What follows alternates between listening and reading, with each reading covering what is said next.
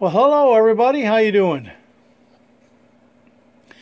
I got some new molds in from NOE, and I need to clean them, prep them.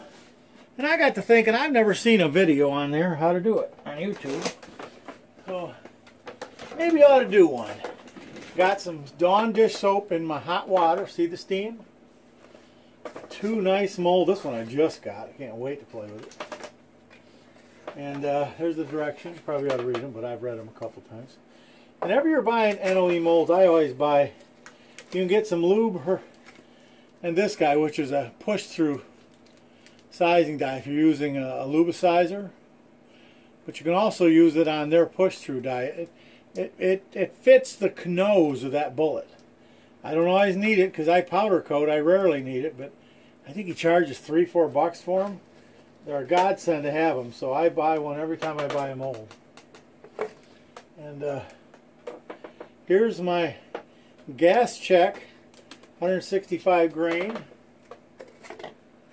mold I'm going to use for my 308. I don't know, hopefully you guys can see this right there. Size 310, 165 grain flat nose. It's a 3 cavity. I'd like to have a 4, but you know what? It's not a 2, and I don't have patience to wait, so this is what they had in stock. It's what I bought, and it was on sale. What the hell, I can't beat that. But this one will accept a gas check, so I'm going to play with it. I put these hot boys right down in that nice hot Dawn dish soapy water, and it gets hot. Did I mention it's a little warm? Let me get my forceps out so I can yank them out without burning my fingers. There's my 45 ACP mold. We're going to do the same thing.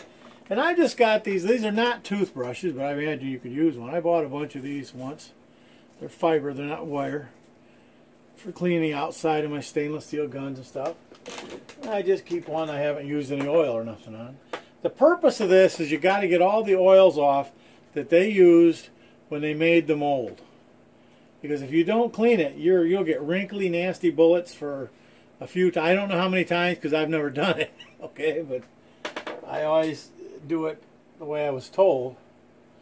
And the other thing you do once you're done with them is I put them on a hot plate. That tells you right here in the directions. Put them on a hot plate and you cycle them, I think it's 3 times. Yeah, up to 300 degrees and then back down, you know, slowly. And you do this 2 or 3 times, it says. And of course, before you use it the first time you smoke it. But what that's for is there's pins in here. This is the female, so there's no pin. But the pins that go in those holes, they need to seat into this aluminum because they're steel pins, and this mold is aluminum. These guys make brass too. I've never bought a brass. I asked a few people about them. They said, yeah, they work good. They take longer to heat up. I imagine they'll last longer. They're heavier, which is why I don't. Because I'm a weakling. No. Part of my life I spent writing software, and now I'm going to tell you how old I am. In DOS, okay? When you had to actually type. So this left hand, I get problems in my wrist. Holding a lot of weight for a long time. You clean those things out really good. I mean, you ain't got to go crazy. The Dawn's doing the work. I'm just rinsing around. Washy, washy, washy in the new blue Cheerio. Clean it up really good. Just getting the oils off it.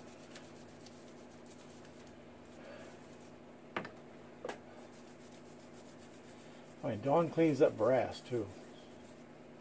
That wet tumbler, use a little Dawn, you're off to the races. And then, if you had all your poop in a group, you'd have your piece of paper towel out laying here to put them on already, but you know, I guess I don't plan far enough ahead. Alright, now, this is my second bowl. Because we're here in the barn, we don't have running water, but we do have a jug of water. Just got to rinse it off a little bit.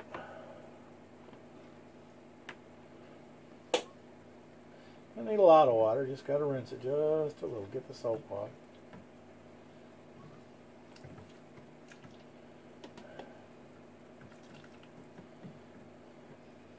And I don't kill myself drying them because when I put it on the hot plate and heat it up to 300 degrees, you know what's going to happen? It's going to dry.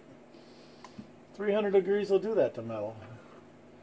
I don't want to burn my finish, so I cheat. I reach down in here and gently grab that. Because these things are hot now. They sit in there for a while. And you just clean those things out. Boy, that's warm. About all I can do to... I put that in the microwave for 3 minutes. About all I can do to hang on to this thing. Because it's hot. There's those steel pins. Hope you guys can see them. I can't keep getting up. See them? And Lee uses pointed ones. These guys use... They're very fat. They just hold better. It's part of the reason why they're more money. I mean, it's just different than buying cheap tools. And don't get me wrong, I got a lot of Lee stuff. Lee's a great... Without Lee, I wouldn't have ever got into hand loading. And then Craftsman, you know, one's just better than the other.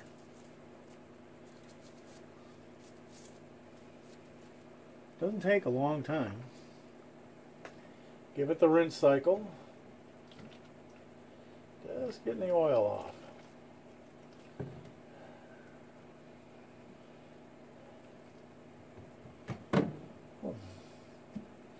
Now I got to open up our 45 ACP. This is a 5 cavity mold. Ooh. I took this one out and lusted over it a little bit, but I never cleaned it up and got it ready to go because it was just too darn cold the time I got it.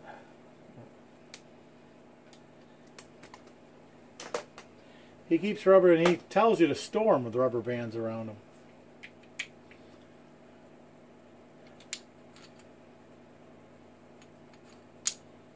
So tight they lock up. Isn't that nice? That's that smooth bullet designed for coating or powder coating. Oh,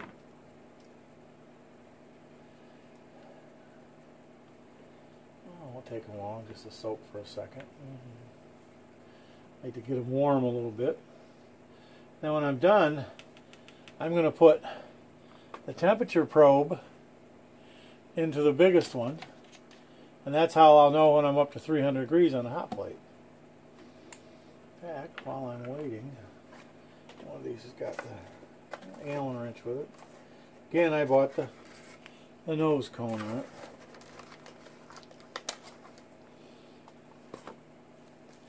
I always buy a set of Allen wrenches. Why? Because I lose stuff like you cannot believe. Alright, those should be warm enough to wash you. I didn't get that plate underneath the water, so let's let that one let that one soak a little, and I'll do this one that was under the water all the way. Any smooth ones are really easy to clean out. There's no lube grooves. I seen a video where a guy was taking some that had lube grooves and actually slowly removing them. I might find a mold that I don't really love or use a lot and try my hand at that and see. I've never had any problem with the lube grooves. I don't know if having more contact with the barrel is good or bad. The only other bullet I got that's like this is the one from my 300 Blackout, that 153 grain. It's a nice accurate bullet, but it could just be the 30 caliber, you know. It's hard to make a decision off just one. Now we'll see how these babies fly and how they do. Hopefully they do well. I got a Tommy gun that's hungry. And I got a 1911 I just love shooting. It's just a Ruger, something fancy. I don't buy probably the most expensive gun I've ever bought is that Tommy gun. I bought it on a whim. Bought it brand new. It's you know, it's a recreation. It's a nice gun. It's heavy. Tell you what, you play with that gun for a little bit on the range, I have a whole new appreciation for the men that toted those things around Europe and, you know, all over the world. Also, can you imagine carrying that thing all day, every day? I mean, having to have it with you. That thing is heavy. Oh, it's beautiful, though. It's a beautiful gun. I've never really done a review on a gun or anything. You've got people out there like Hitchcock 45. I mean, he's like the best there is. A lot of those out there. I couldn't scratch a surface of the amount of knowledge I have compared to that man.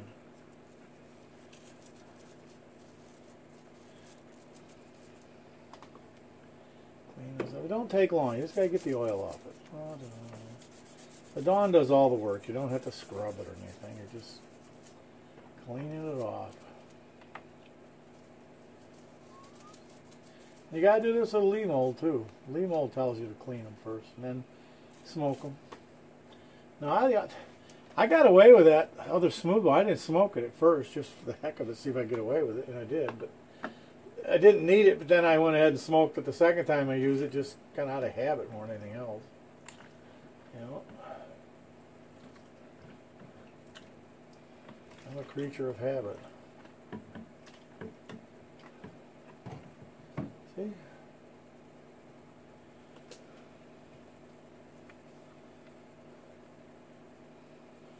There we go.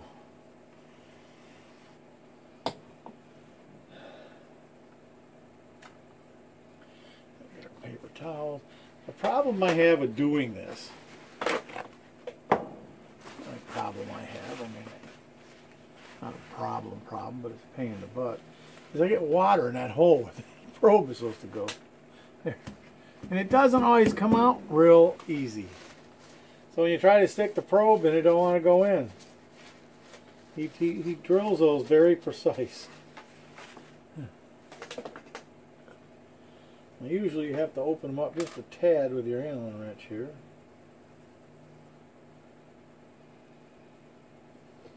Boy, it's not that windy, but I can hear the old wind turbine just a howling tonight. It's just before midnight here.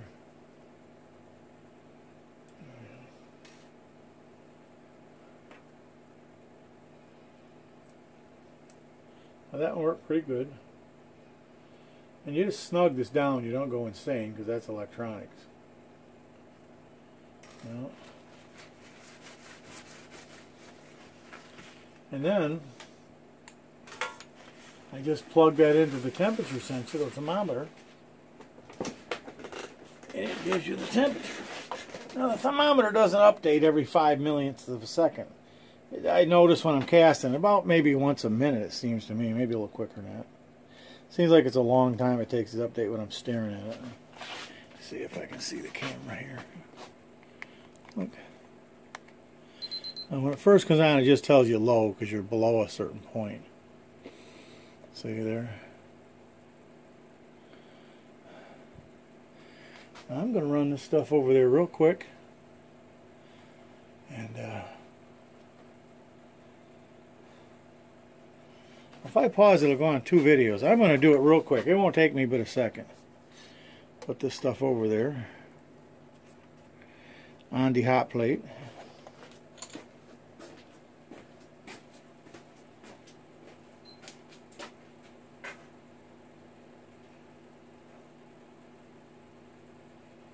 Turn the hot plate on, that wouldn't hurt either. The reason I put the probe in the biggest one, of course, it'll heat up slower than the little guy does. And you're supposed to put these together when you do it. You want the, I know if it was opened up you'd get the water out quicker, but the water is just going to turn into steam. It'll go out the holes anyway. You want them tight so that the pins are all, you know, lined up. What you're doing is you're seating the pins, because the pins are steel and the mold itself is not. See if I can just carry the tripod over here and show it to you. I shake when I do it. Oh, probably wouldn't hurt if I turn the light on so you see what. I'm so cheap I don't turn lights on. You see? And then, yeah, the bulb is burned out on that 100 years ago, but hey, it works. Oh yeah, we're getting hot already. That's the one I use when I heat up my molds before I cast too. Gets double duty. It cooks my dinners too. So it's not 200 degrees yet. But I'll keep doing it until that gets up to 300 degrees. And then what I do is to leave the temperature right on the hot plate, I just turn off the power strip that's hooked to. And I let them cool down. And it might take it half an hour to an hour. I look over there and turn them on again. And then tonight, like I say, it's late. I might do them once, maybe twice tonight. And then let them cool overnight and hit them again tomorrow. That's at that temperature thing I was telling you about. I mean, they're 35 bucks. I've dropped it on the floor a couple of times. It's got a bunch of alarms and stuff you can set if you want to. I had set it originally at 299 degrees, so it'd tell me when I'm getting up to casting temperature, but the noise drove me nuts, so I turned it off.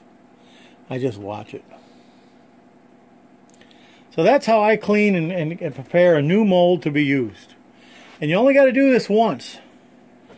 Now, the gentleman who runs that company says you don't put anything else in his molds except lead. There's other people say when you're done you got to coat them with oil and all that. He says not to, and so far I haven't any problems not doing that. And I have a number of those molds that this is now this would be my 10th. I had 8, now I got 10 of this guy's molds. Still got a few leads left. I got rid of most of my leads. I had a guy that was getting into it. I gave him the deal of his life. He was tickled pink. Had another guy helped, a local guy. He was on one of the forums he got on there, and he was dying for a .356 sizing die from Lee, and none of our local places had it in stock. And you know, it was a holiday weekend last weekend, and he had some time off, and first time he cast it, and this guy wanted to. You could tell. You could see it in his face. He just wanted to, and he drove like an hour and a half over to get it. I sold him my sizing dies. I ordered new ones. He was dying for it, so I sold him mine, ordered another one, and it's coming. It was just great to see a new guy getting into it. That enthused. Reminded me of when new guys would get into amateur radio. They're all enthused. They're up there in the middle of the winter putting up antennas and all that. You know, it's just fun to be around people that are that enthused about what they're doing, you know. See, we're up to 180 degrees already. See, and that's not the temperature of the plate. That's the temperature of that big mold. See, it'll start going up pretty quick. See how that doesn't update every second, though? See how it's jumping? If it was updating real fast, it'd be going up 1 degree at a time. Well, hey, it's 35 bucks. How do you complain? So it won't take another 2 or 3 minutes. I imagine I'll be up to 300 degrees. And I'll just turn it off. So it'll probably get to 350 by the time when I shut it off, because it'll, you know. But I preheat them before I put lead into. I know you can. A lot of guys put the lead in the pot and all. I did that the first time I did it, and of course I walked away, did something, I don't know. Somebody bumped the counters on. The whole thing plopped right in the pot. Pot ran over of lead, which it didn't hurt anything. I'm using a steel table. It was just a mess. That hot plate was $20 on Amazon. All right, you don't have to screw with it then. And then if you want to take a break or do something, you just when I start casting, I unplug the hot plate because I'm cheap. But if I want to, you know, stop for 20-30 minutes, the wife calls me or something's going on, I just plug it back in, set the mold back on it, and when I come back, it's all ready to go again. See, look, we're up to 241. We're getting there. 248. I won't make you guys wait for it. But that's how it works. That's what you want to do with a new mold you get. Or if you happen to be one of the fellows that likes to puts a little bit of oil on yours to store them, which I don't think it hurt. It just means you got to go through this whenever you'd use it again. And I haven't been casting that long. I mean, maybe 20 years down the road, I'll say, oh God, I got some problem in there. He said the only problem you'd ever get was some oxidation there because it's aluminum. And he said that would just help the bullets fall out even easier. So, well, that's not true, I guess. I would think that the sprue plate could rust a little, but the neat thing about, and you can do it with Lee too, because I have done it. You can buy just the sprue plate and replace it if you ever need to. I did that on one of my Lees because I didn't know what I was doing. I got lead smeared all over it. I couldn't get it off. I was, you know, too hot. There we are, right there, 293. Next thing's going to be 300. I'm going to go ahead and switch off the power strip. There we go. Hey, there, perfect, 300. But it'll continue to go up a little bit because I just switched it off. Usually doesn't go up more than 20 or 30 more degrees. So that's all it takes. Hope that helps somebody out there new. If you really get into casting seriously, take your thing you cast the most bullets with go to the NOE website, find yourself a mold. If you're not sure which one to use, they got a great forum. That's what I always do. Like when I got my 308, hey guys, I got a 308. What mold do I want to get? And somebody will always tell me, and it's wonderful that they're that willing to help. And once you've done use one of these, you'll just fall in love with it. They work so easy. Like I got one video of that other smooth one I was using, 300 blackout. Those bullets, when you tap this sprue plate, they literally jump up out of the cavity straight up. That's what I say. They want to jump out that one out so bad. We're at 345. See, I'm not going to yank them off there. 351. Okay, it's slowing down, so it's probably going to steady up. All right. Everybody have a great day. Happy shooting.